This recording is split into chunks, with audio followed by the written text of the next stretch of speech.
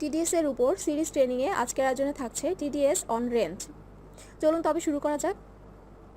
বর্তমান আইনে স্থান স্থাপনার ভাড়ার উপর ভ্যাটের হার কত, কত বর্গফুট পর্যন্ত ভ্যাট অব্যাহতি রয়েছে, কোন কোন ক্ষেত্রে অব্যাহতি দেওয়া হয়েছে, স্থান স্থাপনা ভাড়ার উপর কি উৎস কর্তন করতে হবে।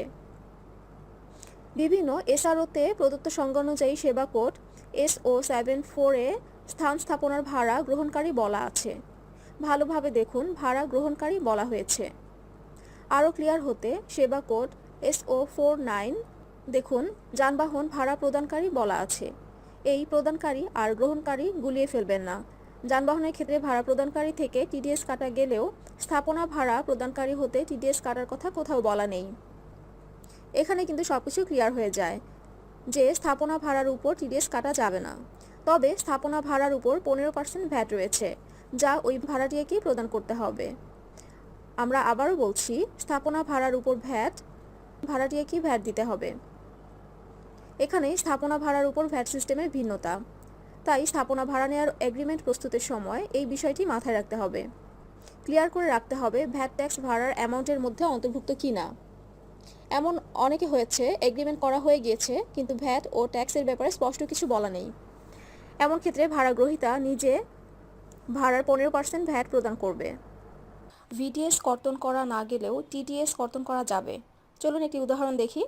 ধরি ভাড়ার পরিমাণ 10,000 টাকা, তবে ভ্যাট হবে 10,000 গুণ 15% বা 1,500 টাকা। আর TDS হবে 10,000 গুণ 5% বা 500 টাকা। অতএব ভাড়া পরিশোধ করতে হবে 10,000 মাইনাস 500 বা 9,500। বাকি 500 টাকা ট্যাক্স ও 1,500 টাকা ভ্যাট হিসেবে ট্রেজারি চালানের মাধ্যমে সরকারি কোষাগার জমা করতে হবে। টিডিএস ক্যালকুলেশন নিয়ম জানতে আমাদের ডেসক্রিপশনে দেওয়া লিঙ্কের ভিডিওটি দেখতে পারেন। এখন জেনে নেই কোন কোন ক্ষেত্রে ভাড়ার উপর ভ্যাট অব্যাহতি আছে। কিছু কিছু ক্ষেত্রে স্থাপনার ভাড়ার উপর ভ্যাট অব্যাহতি রয়েছে, যা এসআরওতে 172/2019 মূসকে উল্লেখ করা আছে।